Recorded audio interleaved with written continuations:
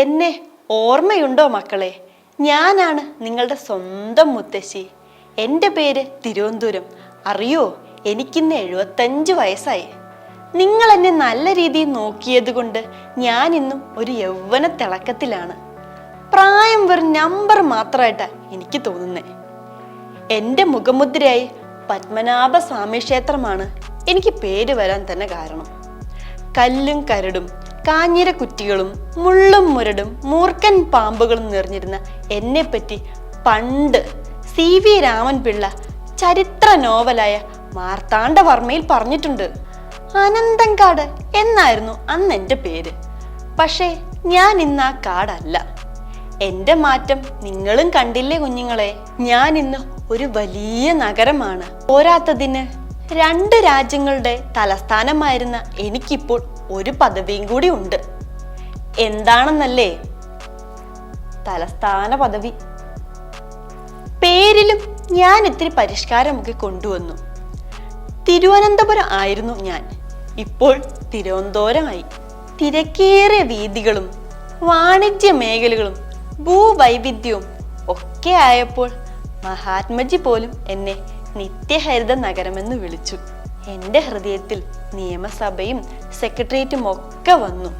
ആദ്യത്തെ university, engineering college, radio station, medical college, അങ്ങനെ തുടങ്ങിയ എണ്ണിയാൽ തീരാത്തതൊക്കെ എൻ്റെ മാത്രമായി.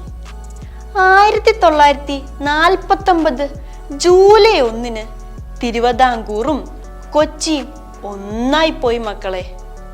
ഞാനിപ്പോൾ കേരളത്തിൻ്റെ തെക്ക് ഭാഗത്ത് അങ്ങ് താമസം മാറിപ്പോയി.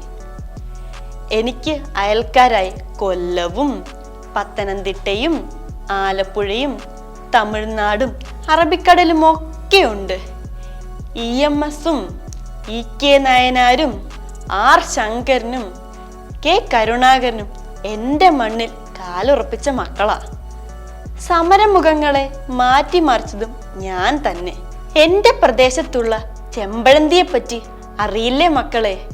ശ്രീനാരായണ ഗുരുദേവൻ എൻ്റെ ഈ ചെമ്പഴന്തിയിലാണ് ജനിച്ചത്.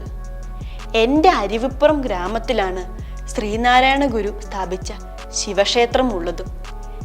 എൻ്റെ വർക്കല മുനിസിപ്പാലിറ്റിയിലെ ഒരു പ്രദേശമാണ് ശിവഗിരി. ഇവിടെയാണ് ഗുരുവിൻ്റെ സമാധി സ്ഥിതി ചെയ്യുന്നത്.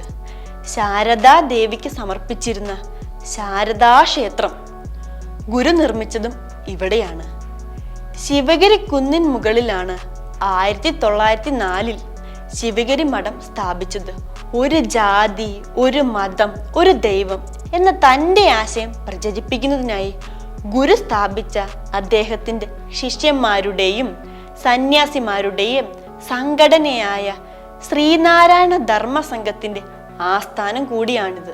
ഇതും എൻ്റെ ഹൃദയത്തിൽ തന്നെ.